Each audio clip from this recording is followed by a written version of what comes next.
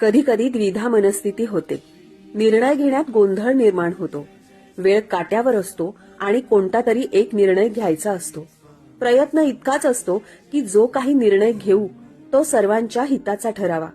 अशा वेळी मी काय करते सांगू?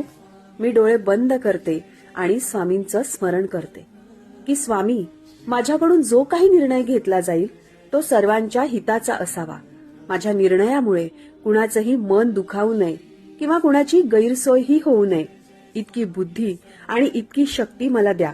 आपल्याला जन्म मिळाला, हा जन्म उधारीचाच आहे, पण या जन्मातून आपण समाजाचं काहीतरी देणं लागतो, हा भाव लहानपणापासूनच मनावर बिंबवला गेला होता. संस्कारांच्या शिदोरीचं गाठोडं जेव्हा भक्कम असतं ना, तेव्हा प्रार्थनेनेही चमत्कार घडतात.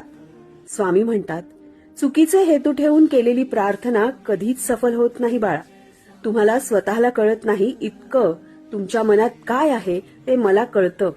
नामस्मरण करताना तुम्ही मला पाहत नसाल, पण मी तुम्हाला पाहतो, कारण मी तुमच्या हृदयातच आहे. तेव्हा काय जे करशील ते शुद्ध भावनेने आणि पवित्र मनाने कर. लक्षात ठेव, जे कर्म करशील तेच परतफेडीने तुझ्या पदरात पडणार आहे.